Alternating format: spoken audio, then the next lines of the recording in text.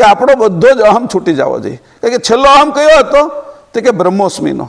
આનાથી મોટો કોઈ અસ્મી હોય જ નહીં. એ અહમ છે એનાથી મોટો હોય જ નહીં, કારણ કે બ્રહ્મથી નીચે જ આ બધું ઉત્પન્ન થયેલું છે. જ્યારે કીધું કે કૈવલ્યને પ્રાપ્ત કરવા છે તો મારો આ અસ્મીનો પણ અહમ મારે છોડવો પડે. એટલે એની જે રહ્યા ત્યારે એની રહેવાની રીત હતી કે દેહોસ્મી છોડી દેતા, કે દેહમાં જે પોઝિશન હોય એમાં સારી રીતે જે મળે એની અંદર ચલાવવું. તો દેહોસ્મી જીવોસ્મી છોડી દીધો, શિવોસ્મી છોડી દીધો. મારે હવે બધાનું કલ્યાણ કરવું છે એવી ભાવના છોડી દીધી. કારણ કે કલ્યાણ કરવાવાળા બહુ બધા લોકો છે. જ્યાં જુઓ ત્યાં અનેક પ્રકારના આશ્રમો, અનેક પ્રકારની હોસ્પિટલો, અનેક પ્રકારના અન્ન ક્ષેત્રો, અનેક પ્રકારની ગૌશાળાઓ, અનેક સેવાના કાર્યો રાત દિવસ શરૂ છે.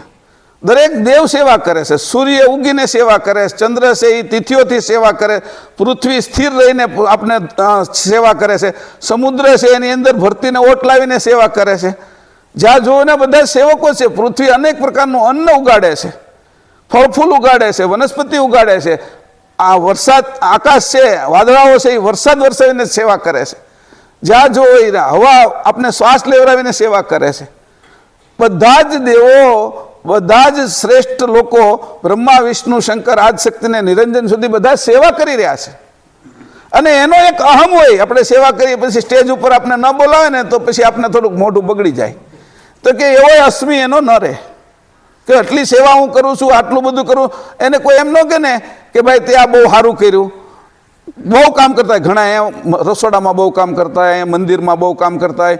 પછી એને મને આ કામ હું કરું છું એનો કોઈ શાબાશી આપે એવી એક લાલસા, એક ઈચ્છા હોય એની અંદર સેવાની. તે નાનું કામ કરે કે મોટું કરે.